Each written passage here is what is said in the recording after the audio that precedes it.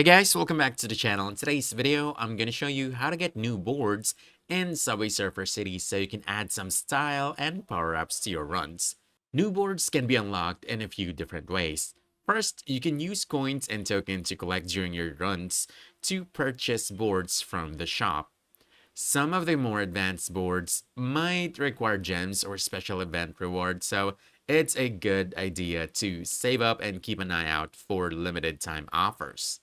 Another way to get new boards is by completing daily challenges and missions. The game often rewards players with exclusive boards or surfers for finishing certain tasks, which can include running a set distance, collecting special items, or participating in city events.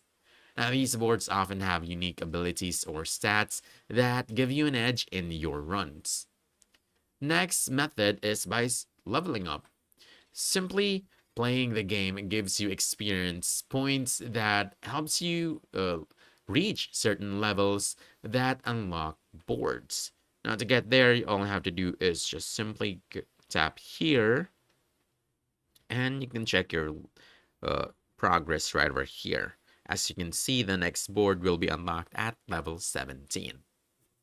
Now, lastly, you want to keep an eye on special events and seasonal updates. Subway Surfer City frequently introduces new boards through time-limited events or theme updates, and grabbing them while they're available is the only way to get some of the rarest boards.